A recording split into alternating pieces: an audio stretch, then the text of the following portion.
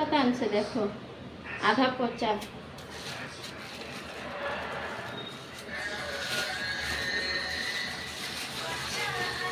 মাংস, রসুন, পেঁয়াজ এগুলো কাটে উঠে নিই। তো কি করে রান্না করি তোমরা দেখতে থাকো বন্ধুরা। গরম জলে দিয়ে দিলাম, তো কড়াই বসাই দিলাম। তো আলুটা ভাজে নিই।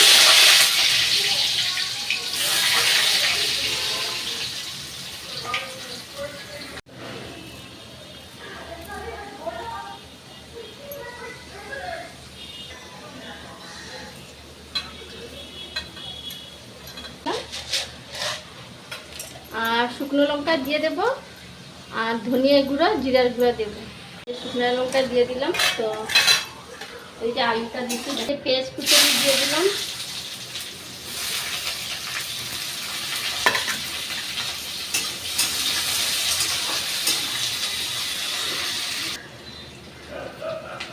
তো পেঁয়াজটা অল্প ভাজা ভাজা গেছে, আর বাকি আর বলা যায় না না।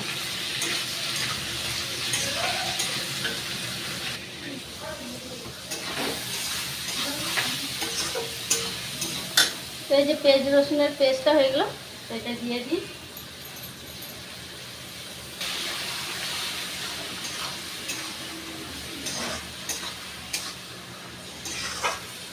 তো মাংসটা ভালো মতো কষা হতে থাক, আলুটা দিয়ে বসাই দিয়ে আমি এদিকে বাস। কিন্তু এতটা কষ্ট পাই নাই।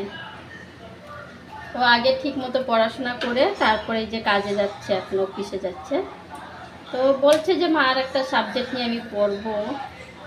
তো আমি বলছি ভালো কথা, ভালো পড়লে তো তোর নিজের লাইফের জন্য ভালো, ভালো আর একটু ভালো চাকরি পাবি। আর দুইটা যদি ডিগ্রি পড়তে পারে তাহলে তো বলি যে না বাবা আগে ভালো মতন পড়াশোনা কর, তারপরে তোরা বাকিটা কর। তো বন্ধুরা দেখো, তোমাদের সঙ্গে কথা বলতে বলতে এই যে আমার লাপের কাটা হয়ে গেল। তো এইটুকুনি বাই, দেখতে থাকো আর আমার রান্না, পুরো রান্নাটা। আজকে খালি মাংস আর ভাত, আর কিছু করবো না। কেন সবজি রান্না করলে না আমার এমনি ফালানি যায়, খাওয়ার মানুষ নাই। তো এই যে ভাতের থালা রেডি ছেলের জন্য। তো ছেলে খায়নি, তারপরে আমি এগুলা ছাপা করে নিই, ছান করব, ঠাকুর দেব।